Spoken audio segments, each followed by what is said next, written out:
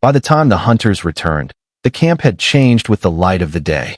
The harsh brightness of midday softened into warm gold as the sun began its descent.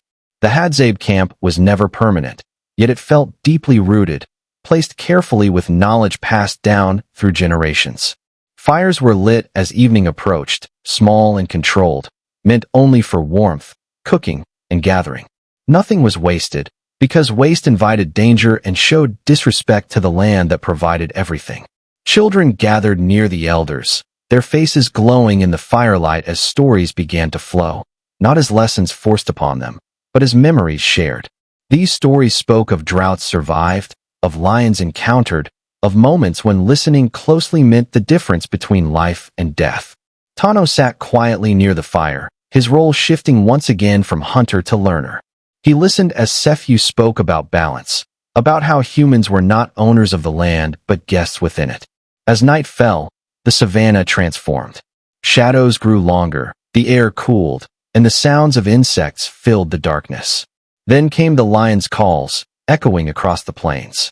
Instead of fear, the camp responded with calm awareness. Everyone knew where the lions usually moved, where they hunted, and how to stay out of their way.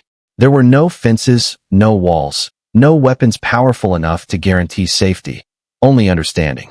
Tano looked up at the sky, now crowded with stars so bright they seemed close enough to touch. Each star felt like a reminder of how small he was, and yet how deeply connected he was to everything around him. His grandmother spoke softly beside him, telling him that survival was not a constant fight, but a careful balance built on humility. She reminded him that strength did not come from dominating nature, but from respecting it. As the fire slowly burned lower, the camp grew quiet. People lay down to rest, trusting the knowledge that had protected their ancestors for thousands of years.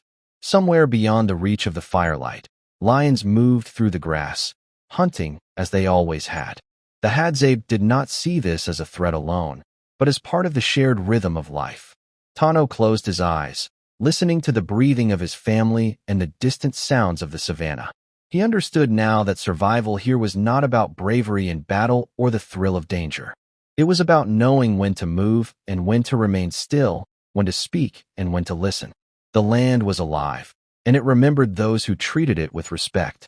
As sleep slowly took him, Tano felt a quiet confidence about the future. One day, he would teach these same lessons to his own children, passing on the wisdom that had allowed his people to live alongside lions, storms, and time itself. The savanna breathed around the camp, shared by humans, animals, and countless unseen lives, all connected in a fragile but enduring balance. And in that balance, the Hadzabe continued to survive, not by conquering Africa's wild spaces, but by belonging to them.